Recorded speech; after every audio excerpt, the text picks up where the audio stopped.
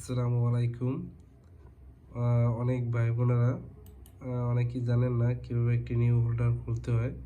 আজকে আপনাদের কম্পিউটার একটি নিউ হোল্ডার খুলিয়ে দেখাবো।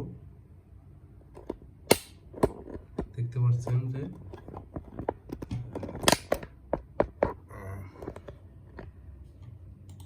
আমি মাউসের রাইট বাটন ক্লিক করেছি, নিউ থেকে হোল্ডার, একটি নিউ হোল্ডার হয়ে গেছে। যদি চান এদিকে আপনি নতুন করে একটি নাম রাখতে পারেন, আপনার হোল্ডারের নাম। ফাংশন 2 প্রেস করলে আপনার লেখা আসবে, যেমন আমি এটা লিখতে চাই আইডি